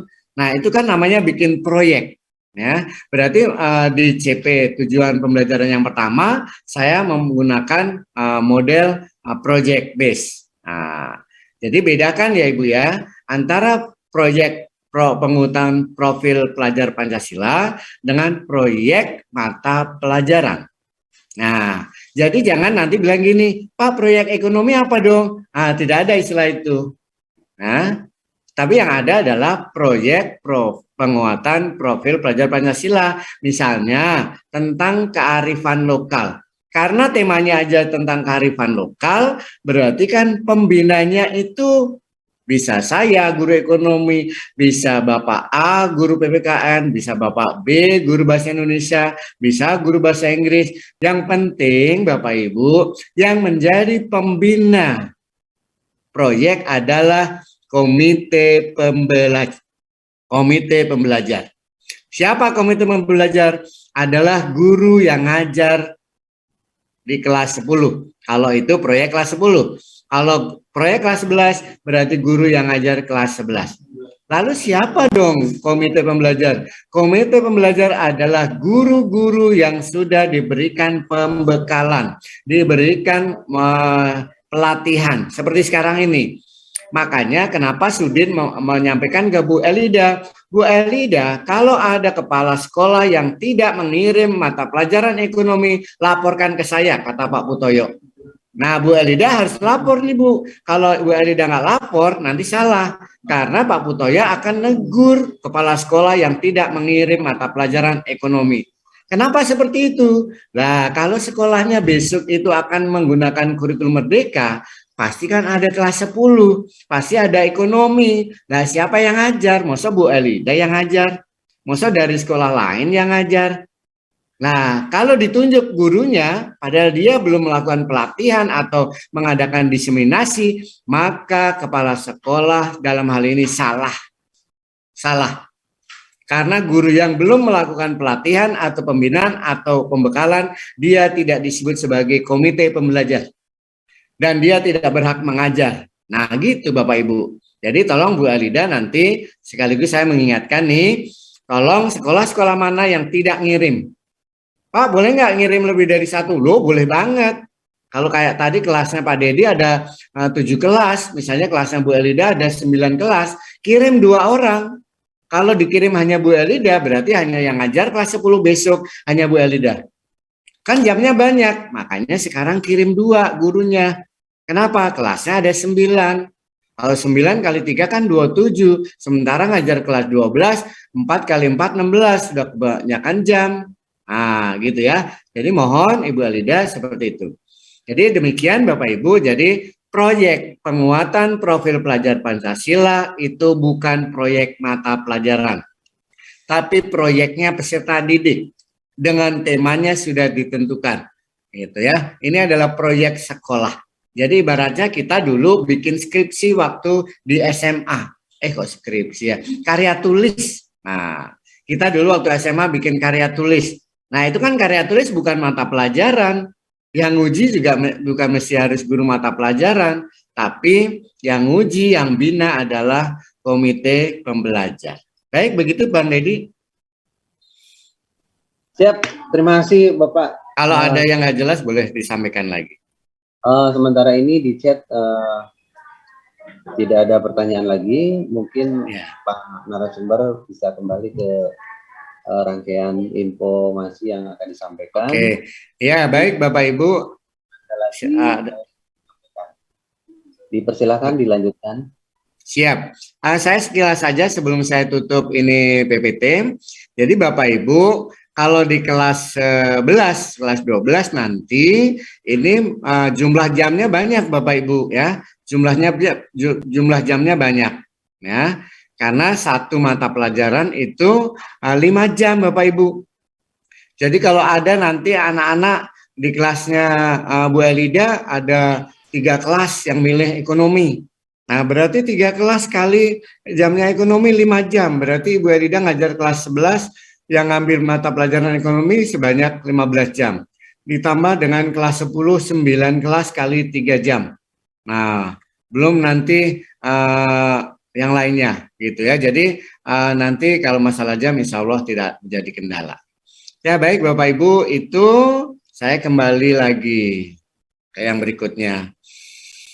Nah, saya coba ini karena sudah waktu tidak lama lagi, saya langsung ke apa yang harus dikerjakan ya, kerjakan Bapak Ibu. Tapi sebelum apa yang harus dikerjakan, ya, apa yang harus dikerjakan, saya ingin memperlihatkan Bapak Ibu CP ekonomi ya. CP ekonomi, coba saya lihat. Mana nih CP ekonomi? Kita lihat dulu ini contoh ya. Nah, Bapak Ibu, karena pertemuan kita 2 kali di hari ini daring, kemudian di hari berikutnya kita luring. Pada saat luring nanti Bapak Ibu, harapan saya, harapan Bu Lida pastinya juga, itu kita sudah membuat modul Bapak Ibu ya. Gitu nggak Bu Elida? Nah gitu ya. Iya, jadi pada saat nanti hari Senin kita luring, saya berharap Bapak Ibu sudah membuat modul. Nah, apa bahan modulnya? Kalau Bapak Ibu nanti membuat sebuah masakan di hari Senin sudah jadi, ya jadinya nggak apa-apa, belum sempurna, tetapi minimal Bapak Ibu satu, Bapak Ibu nanti modalnya CP. CP nanti saya share ke Bu Elida. Ya. Dari CP itu Bapak Ibu isi yang sudah muncul ini ya Bu Elida ya? Sudah muncul Pak. Bapak Ibu nanti coba ini diisi. Ya. Ini diisi. Kalau ini Bapak Ibu isi, nanti waktu Bapak Ibu membuat modul, lanjutannya itu lebih mudah. Oke. Nih, gampang kan Bapak Ibu udah biasa membuat RPP ya. Nah, pada kolom 1 ini Bapak Ibu, kolom-kolom ini saya bikin cuman biar mudah di penampilan ya, di penampilan di sini gitu ya. Saya bikin dalam bentuk Word biar nanti saya hapus, saya tandain mudah. Kemudian bentuknya juga cuman satu kolom nomor, kemudian kolom kedua keterangannya, nggak apa-apa. Kalau nanti Bapak Ibu mau bikin 3 kolom, ada kolom nomor, kemudian kolom identitas ditaruh di tengah, boleh ya. Jadi kurikulum merdeka ini benar-benar merdeka, bebas Bapak Ibu. Pak, saya nggak pakai kolom-kolom, boleh. Jadi nanti tidak akan ada pengawas sekalipun mereka akan menegur, Pak Riono kok modul ajarnya nggak ada kolom-kolom. Pak Riono kok pakai kolomnya 2. Kok Pak Riono bikinnya landscape nggak portrait. Kok Pak Riono kertasnya A4 bukan folio. Nggak ada Kak gitu Bapak Ibu ya. Jadi benar-benar bebas ya, benar-benar bebas. Nah ini contohnya Bapak Ibu. Di nomor bagian A ini adalah informasi umum. Jadi sebenarnya modul ajar dan RPP sama. Nanti bedanya di mana? Dikit aja, gitu ya. Kemarin di RPP ada informasi umum, identitas nama Bapak Ibu, nama sekolah, kelas berapa, tahun berapa sekarang, tahun pelajarannya, kelas berapa, jumlah jam ada berapa. Ini saya yakin nggak ada kesulitan. Jumlah jam Bapak Ibu yang menentukan. Karena di dalam CP nggak ada jumlah jam. Makanya nanti Bapak Ibu CP lihat. Oh materinya ada 5. Karena materinya 5, tujuan pembelajarannya 5. Maka 3 tujuan pembelajaran saya taruh di semester 1, 2 tujuan pembelajaran saya taruh di semester 2. Dari 3 tujuan pembelajaran, oh ternyata saya urutkan. Jadi Bapak Ibu yang ngurutin juga. Yang naruh jumlah jam juga menurut Bapak Ibu tujuan pembelajaran ini cukup dengan 2 kali. Ya sudah 2 kali 2, 4. Oh 3 kali 2, 4. Oh 4 kali, gitu ya. Gitu ya, jadi Bapak Ibu yang menentukan. Kompetensi awal Bapak Ibu ini sudah ada. Ya, Bapak Ibu pakai aja deh. Ya, yang dari saya ini sudah ada. Ini saya ambil juga dari CP ya. Apa sih kompetensi awal yang harus dimiliki oleh peserta didik kita mereka sebelum mempelajari ekonomi gitu ya. Kemudian nah ini ya yang tidak ada di RPP Kurtilas, yaitu penjabaran, penjelasan, keterangan bagaimana sih profil pelajar Pancasila yang diharapkan dari materi pelajaran ekonomi ya. Nah ini Bapak Ibu nggak susah, kan tadi sudah saya sebutkan ada 6 ya, ada 6 ya, bertakwa pada Tuhan Yang Maha Esa sampai kepada kolaborasinya gitu ya. Silakan Bapak Ibu. Apakah 6-6-nya harus ditaruh di sini? Tidak juga Bapak Ibu ya. Sesuaikan dengan materi di fase E. Kalau ini kelas 10. Kalau nanti kelas 11, profil pelajar Pancasila disesuaikan dengan materi di fase F. Gitu ya. Seperti itu. Kemudian yang berikutnya Bapak Ibu, sarana dan prasarana. Ini di RPP juga ada Bapak Ibu, di silabus Kurtilas ada. Makanya Bapak Ibu dari Kurtilas kita pakai, nggak apa-apa deh, pedoman, bukan pedoman sih ya. Nanti buat copy paste, buka RPP kita, buka silabus kita, gitu ya. Sarana dan prasarana guru dan siswa. Silakan Bapak Ibu diisi.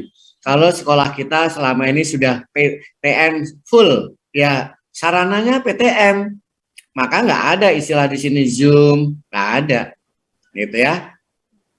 Kemudian kalau misalnya Google Classroom boleh nggak Pak? Nah kalau Google Classroom mau PTM mau tidak pakai aja, kan ibaratnya gitu. Bedanya cuma di Google Meet sama di Zoom Meet aja sih sebenarnya, ya, yang dipakai oleh siswa maupun oleh guru. Kemudian di sini Bapak Ibu, nah ini yang beda sedikit lagi. Dan bedanya ini harus difasilitasi oleh sekolah. Selain difasilitasi oleh sekolah, Bapak Ibu juga harus melakukan. Tolong dicatat gede-gede di dalam buku Bapak Ibu sekalian.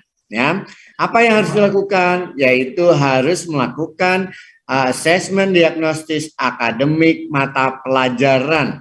Karena itu tugas kita sebagai guru ekonomi. Kalau asesmen akademik, diagnosis akademik dan non akademik, non ekonomi yang umum itu tugas sekolah yang ada di psikotes ya gitu ya. Tapi kalau mata pelajaran ya kita Bapak Ibu. Nah di sini kelihatan Bapak Ibu ambilnya secara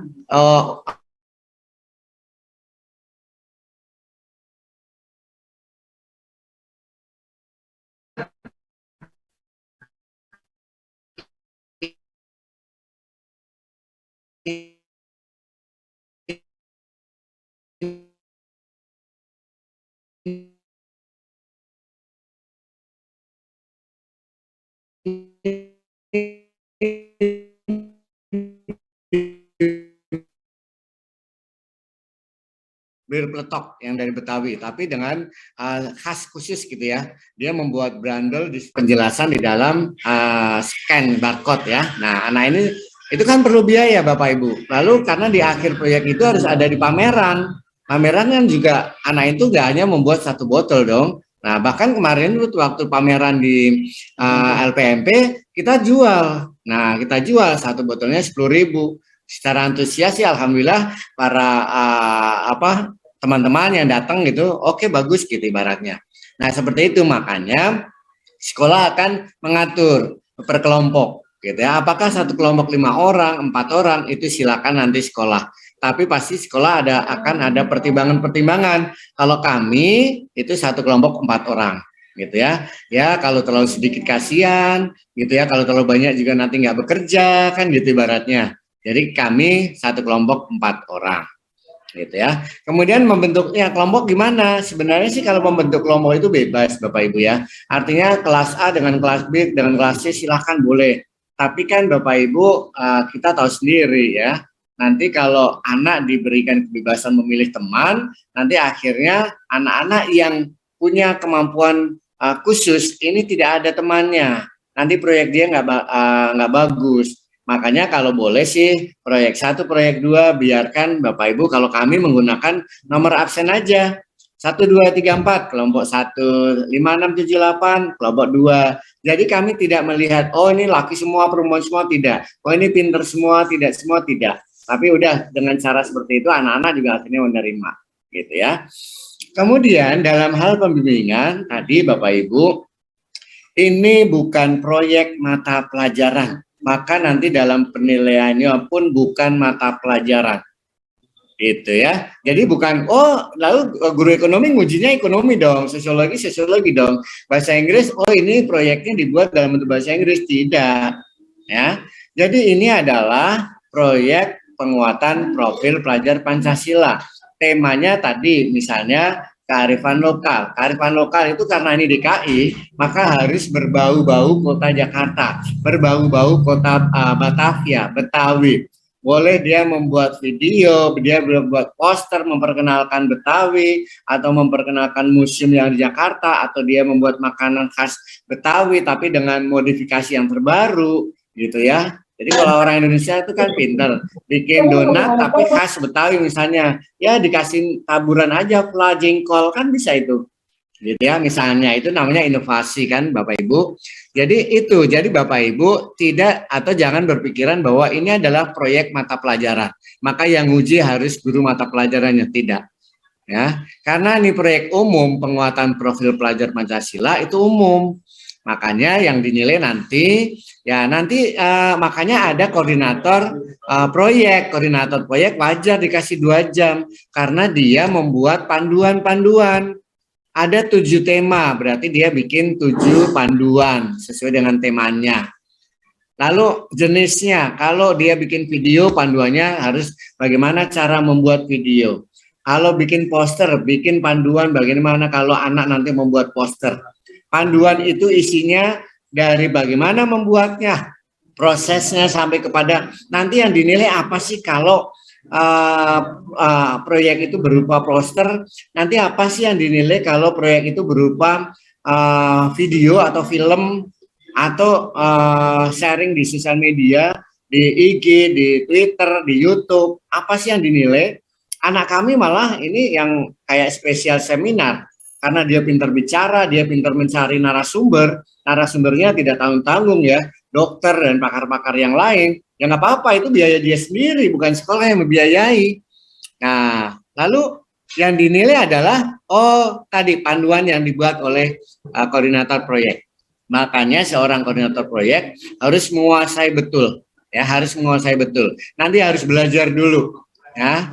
Oh proyek di sekolah ini yang nanti dalam bentuk apa nih? Oh video, berarti dia bikin panduannya penilaian tentang video.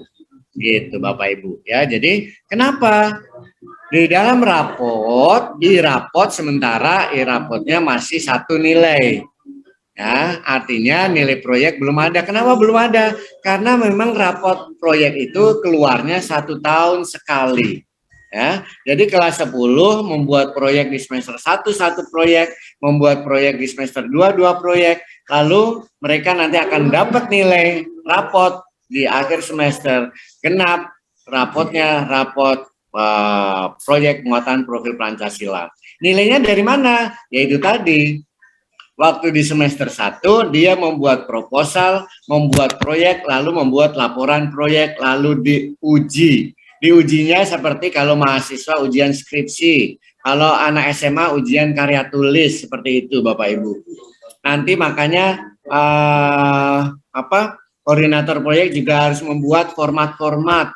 Nah, penilaiannya seperti apa sih? Penilaian proposal, penilaian proses, penilaian hasil, dan terakhir penilaian waktu dia melakukan pameran. Nah, itu di semester 1, semester 2 ada 2. Digabung semuanya, nanti akan tertulis nama proyeknya.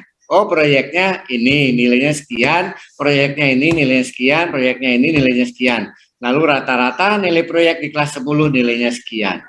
Antara nilai intrakurikuler dan nilai proyek lembarannya berbeda. Itu Bu Elida. Semoga jelas ya masalah proyek ya. Makasih Pak, sudah cukup jelas Pak Rio. Oke, nah sekarang saya kepada yang tadi yang kedua apa ya? Yang Bu Elida tadi. Oh itu yang tadi tuh ya apa tuh asesmen? Oh yang tes diagnostik ya. Ya betul. Oke, Bapak Ibu.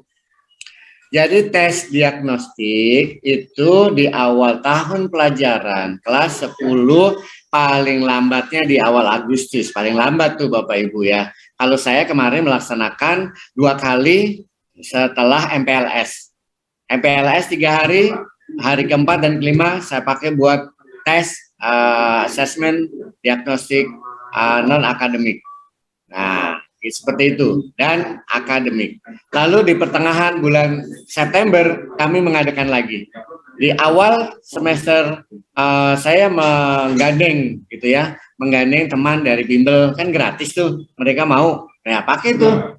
Ya, yang penting kan hasilnya bagus, valid. Kemudian karena di RKAS ada dana, ya gunakan dana RKAS, Airbus untuk melakukan kita biasa dibilang psikotes. Nah, psikotes itu harus dicari rekanan yang bisa memberikan indikator-indikator yang lebih jelas. Karena banyak ya, tidak sedikit juga ada tes-tes psikologi yang hasilnya itu hanya mengetahui bahwa oh anak ini belajarnya sanguistik, oh ini belajarnya kalau mendengarkan musik bisa, oh ini anak ini kalau mencatat nggak mau, tapi dia sebenarnya kalau dengerin udah bagus. Hanya seperti itu. Padahal harapannya dengan kurikulum merdeka ini tidak hanya seperti itu. Kenapa? Karena arahnya adalah kalian itu nanti lulus SMA mau kemana kuliahnya. Lalu mata pelajaran yang dia sangat minati dan bisa apa. Jadi utama apa, pilihan kedua apa, pilihan ketiga apa. Sehingga nanti itu akan dipakai oleh guru BK. Nah, bagi Bapak Ibu guru termasuk kita, Bu Elida, itu akan boleh dicantumkan di itu tadi dalam membuat tujuan pembelajaran. Oh, anak-anak saya itu dari tes assessment diagnostik akademik ternyata dinyatakan katakanlah nih kalau mungkin kelasnya Bu Elida nggak sampai 100 kali ya, misalnya hanya 25 yang berkemampuan khusus gitu kan. Nah, kemudian yang berkemampuan umum misalnya 100. Kemudian kalau anaknya ada 360, berarti kan di sini lebih dari 200 ya. 235 misalnya kan yang berkemampuan tinggi. Maka bagi Bapak Ibu guru yang sudah mendapatkan data dari sekolah hal itu, dia akan membuat tujuan pembelajarannya pasti akan menghindari C1, C2. Memahami, menjelaskan, mendeskripsikan itu. Kalau ekonomi ada misalnya ada 5 TP, mungkin hanya 1 yang menjelaskan. Mungkin yang lainnya mungkin sudah menuju beberapa mungkin menganalisis ya. Bahkan mungkin sudah ya tadi ke C6-nya gitu ya. Kalau sudah bisa mencipta di proyek, itu berarti sudah C6. Seperti itu Bu Elida. Jadi bagi kita kepake itu untuk di dalam menyusun tujuan pembelajaran. Walaupun sekolah yang melaksanakan assessment diagnostik akademik. Tapi Bapak Ibu jangan lupa, kita juga perlu dong, kita sebagai guru ekonomi tahu anak-anak ini kayaknya pinter-pinter, tapi di mata pelajaran apa ini? Ya udah, saya pengen juga melakukan assessment akademik mata pelajaran ekonomi. Nah, kalau kita belum ngajar, dasarnya dari materi SMP. Kalau kita, makanya dicantumkan di sini, di TP1 ini, di modul pertemuan pertama. Tapi pada saat modul pertemuan kedua, kan kita udah tahu, udah melakukan sumatif. Nah, dari hasil sumatif lah kita tampung di situ, di modul pertemuan kedua. Berapa anak yang khusus, yang umum, yang tinggi.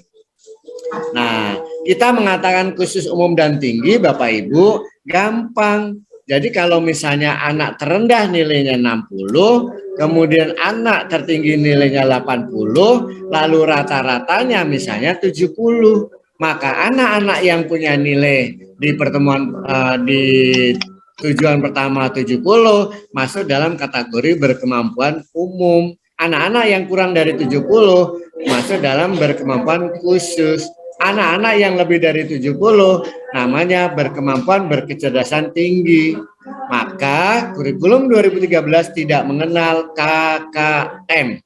remedial pengayaan, bukan dari KKN. Tapi dari tadi Bapak Ibu melakukan sumatif, gitu ya, melakukan sumatif. Nah nanti digabung terakhir, seperti apa sih anak-anak kita, gitu ya. Kayaknya jelas gitu ya Bapak Ibu ya, Bu Elida, semoga jelas. Bagaimana, Bang Dedi? Jawaban-jawaban dari Bapak narasumber kita. Cukup ya Bu Elida ya? Cukup Pak. Silakan masih ada mungkin yang itu. Pak Dedi masih silakan ada Bapak Ibu yang lain. yang belum dibacakan mungkin satu. Ini ada satu pertanyaan terakhir Pak Riono. Siap. Ingat waktu juga kita sudah azan asar. Itu pasti teman-teman Bapak Ibu guru sebenarnya banyak yang ingin disampaikan, tetapi waktu jualah nanti yang akan memisahkan. Cuman jangan khawatir, nanti kita kan akan ketemu lagi di hari Senin ya Pak Riono ya.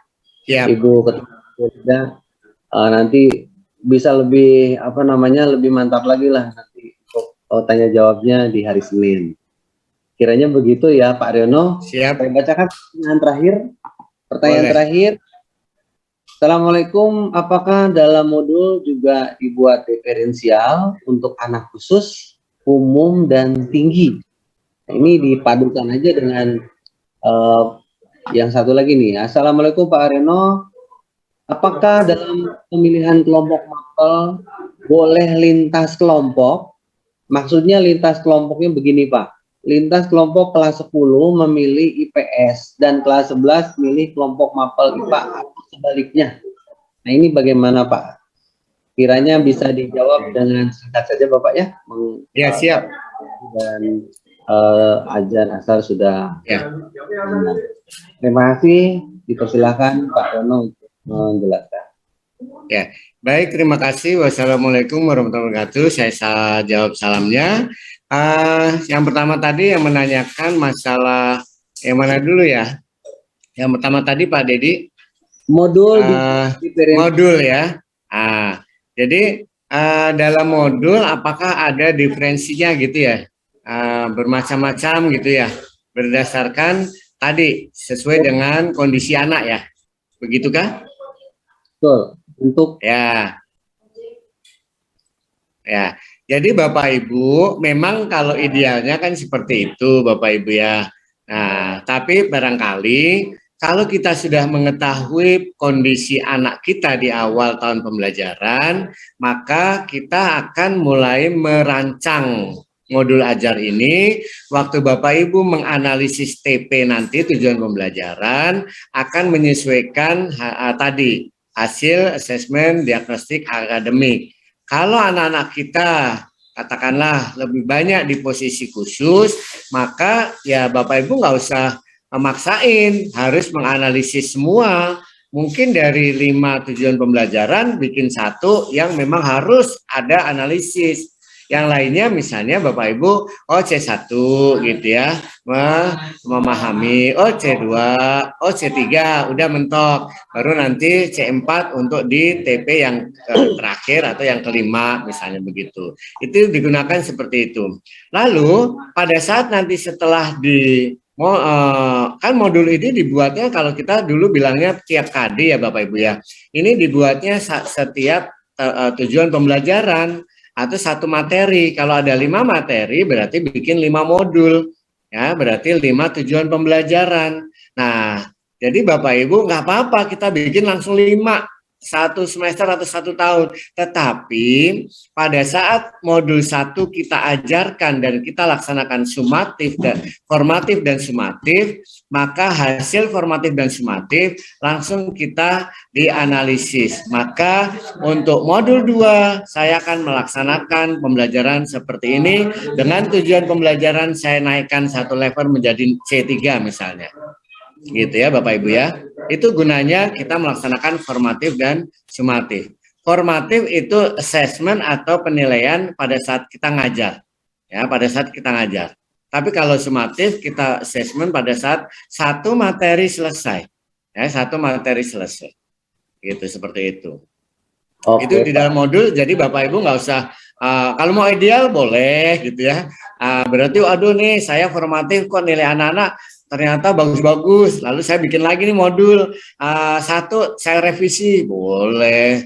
Itu bagus. Makanya kalau modul itu bagusnya modul ajar itu kayak RPP selalu dibawa ke kelas dan boleh dicoret-coret.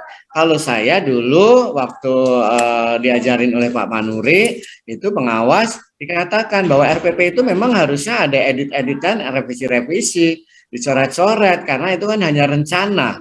Modul ini juga hanya rencana. Pada saat rencananya ternyata kurang bagus, ya diperbaiki. Kalau sudah bagus, berarti modul yang kedua ya harus lebih naik, gitu. Seperti itu. Ya. Kemudian yang kedua tadi apa ya Pak Dedi? Lagi pertanyaan terakhir Bapak Riono yang saya hormati. Pertanyaannya adalah apakah dalam pemilihan kelompok mapel boleh lintas kelompok, misalnya kelas 10 memilih kelompok IPS dan kelas 11 memilih kelompok mapel IPA atau dan sebaliknya. Demikian Pak, pertanyaan terakhir sebagai penutup, sekalian nanti closing ya Pak ya. Siap. Baik, terima kasih pertanyaan yang terakhir ya. Nanti semoga sih tidak terakhir ya Bapak Ibu ya. Artinya masih banyak pertanyaan yang Bapak Ibu ingin tahu. Itu artinya harapan Pak Atsa tadi sukses. Kenapa? Oh ternyata Bapak Ibu antusias, ingin belajar, ingin tahu walaupun perlahan bisanya nggak apa-apa gitu ya. Kalau nanti kita juga bisa ketemu selain luring juga kita bisa melalui di grup. Bapak Ibu dalam memilih mata pelajaran. Ya, sekali lagi Bapak Ibu memilih mata pelajaran. Tidak ada kelompok, tidak ada penjurusan, tidak ada peminatan, nggak usah pakai istilah itu. Memilih. Apa yang akan dipilih memang ada di kelompok IPA, kelompok IPS, dan kelompok bahasa sastra ya, bahasa sastra. Nah, kelas 10 tidak ada pemilihan Bapak Ibu. Jadi mereka itu ada mata pelajaran semuanya itu tadi di kelas 10 ambil semuanya. Gitu ya, ambil semuanya. Yang wajib dan umum ambil semuanya. Gitu ya. Jadi kan semuanya wajib dari agama, PPKN, matematika, seni dan lain-lain olahraga sampai kepada IPA, IPS itu kelas 10. Nah, harus diambil semuanya. Nah, kemudian mulai naik ke kelas 11, baru akan dipersilakan anak-anak, kalian mau ngambil mata pelajaran apa berkenaan dengan nanti kalian kuliah. Gitu ya. Tolong Bapak Ibu, kalau SMA kita akan mengatakan kuliah, bukan atau jangan dikatakan nanti kamu mau kerja di mana, tidak. Karena tujuan dari di dalam SKL-nya kalau SMA itu adalah kuliah. Ya, ke jenjang berikutnya. Kalau dia mau ke kedokteran, berarti kalian ngambilnya biologi dan kimia. Kenapa? Harus 2 Bapak Ibu. Ya, di kelompok IPA-nya harus 2. Jadi kayak agama, PPKN, matematika semuanya wajib ambil, lalu ditambah biologi dan kimia. Lalu yang 2 lagi boleh ngambil dari kelompok IPS, boleh ngambil dari kelompok IPS 1 dan boleh ngambil dari kelompok bahasa 1. Kayak tadi saya kan ngambil karena saya mau kuliah di ekonomi, saya ngambil ekonomi dan sosiologi. Ya. Nah, setelah itu saya ngambil sastra Inggris. Ternyata ada juga TIK. Nah, TIK itu masuk dalam kelompok IPA. Nah, berarti saya biar pintar di TIK, bahasa Inggris bagus, berarti saya di kelompok IPA saya ngambil TIK, di kelompok bahasa saya ngambil bahasa dan sastra Inggris. Nah, seperti itu Bu. Jadinya boleh nggak nanti di kelas 12 ganti? Nggak boleh Bapak Ibu. Makanya peran guru BK dan manajemen itu benar, gitu ya. Sampai kemarin dikatakan begini Bapak Ibu. Tolong di sekolah itu guru BK langsung dipegang. Jangan sampai di sekolah itu nggak ada guru BK. Kenapa? Karena guru BK selama ini kan konsen di kelas 3 mau PTN. Nah sekarang masuk kelas 10 langsung dipegang. Karena disitulah waktu dia mau naik ke kelas 11 langsung sudah ada dia itu mau kuliah kemana. Jadi bukan nanti di kelas 12-nya, tapi di kelas 10. Gitu Bapak Ibu ya. Jadi nggak boleh Bapak Ibu sama dengan peminatan. Kayak kemarin kan peminatan itu boleh saya IPA 1 semester lalu di IPS pindah IPS. boleh secara Permendikbudnya boleh dikasih waktu sampai 1 semester. Tapi di kurikulum Merdeka tidak ada Bapak Ibu. Di kurikulum Merdeka kelas 10 umum dan wajib diambil, dan kelas 11 kalau sudah menetapkan ekonomi, sosiologi, bahasa Inggris dan TIK, maka sampai kelas 12 sampai lulus harus seperti itu. Begitu baik Bapak Ibu sekalian, sudah mendekati 4 menit menjelang setengah 4 dan tadi saya sudah mendengar azan dari masjid. Bapak Ibu sekalian, mohon maaf apabila penjelasannya terlalu terburu-buru dan terlalu cepat ya, karena memang waktu juga yang harus kita kejar gitu ya. Kita mengejar waktu nih akhirnya. Itu saja barangkali, semoga harapan kami, harapan Bu Elida, Pak Aca, Pak Maulan, dan lain-lain gitu ya, bahwa kita tidak mudah menyerah untuk selalu belajar. Ya, jadi perlahan-lahan saja. Hari ini dapat 1-2, besok nambah 1, besoknya nambah 3, menjadi banyak gitu ya. Tetapi kita yang penting usaha. Itu saja barangkali Bapak Ibu sekalian. Saya minta jargon sekolah penggerak atau kurikulum Merdeka boleh didengungkan, boleh diperdengarkan. Kalau saya mengatakan kurikulum Merdeka, Bapak Ibu jawabnya harus serentak bergerak, bergerak serentak. Nah, saya ulang lagi, serentak bergerak, bergerak serentak, jangan dibalik. Ya.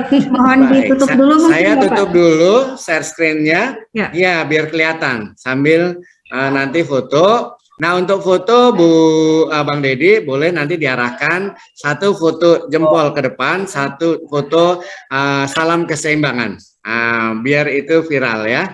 Salam keseimbangan, tangan kanan di depan, tangan kiri di belakang menyilang gitu ya. Baik, terima kasih Bapak Ibu. Saya akan mengucapkan kurikulum Merdeka. Bapak Ibu hanya jawab serentak bergerak, bergerak serentak. Gitu ya. Udah Bapak Ibu tarik napas biar suaranya menggema sampai dari 39 ke 86 kedengaran. Oke. Ya, baik Bapak Ibu, saya akan mengambil suara. Kurikulum Merdeka. Serentak bergerak, serentak. Kayaknya belum semuanya nih, belum kompak. Boleh Bapak Ibu kayak Bu Elida sambil tangannya mengepal, ya biar semangatnya ada. Nggak apa-apa, bagus itu, ya. Ya, oke, saya ulang lagi, tarik napas. Tolong hanya mengatakan serentak bergerak, bergerak serentak. Oke. 1, 2, 3. Kurikulum Merdeka. Serentak bergerak serentak. Baik, terima kasih. Tepuk tangan dong Bapak Ibu untuk kita selalu serentak bergerak. Kalau kita serentak bergerak, insya Allah kita akan sama-sama bergerak. Ya, baik Bapak Ibu, saya kembalikan ke Bang Dedi. Dari saya mohon maaf banyak kekurangan dan kesalahan.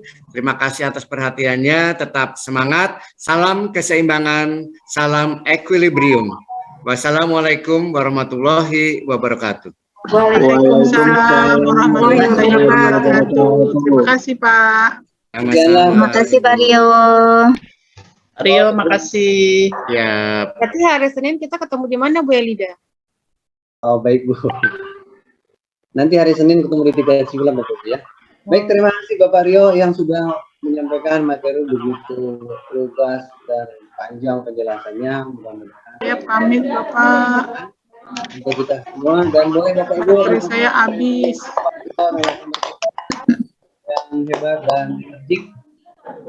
Dan selanjutnya kita kembalikan acara ke Ibu Sari bagi MC kita hari ini. Ibu Sari dipersilahkan untuk melanjutkan kegiatan. Dari saya Didi Supriyadi pada seluruh Bapak Ibu dan kiranya memberikan mohon maaf pada moderator jikalau ditemukan hal-hal yang kurang.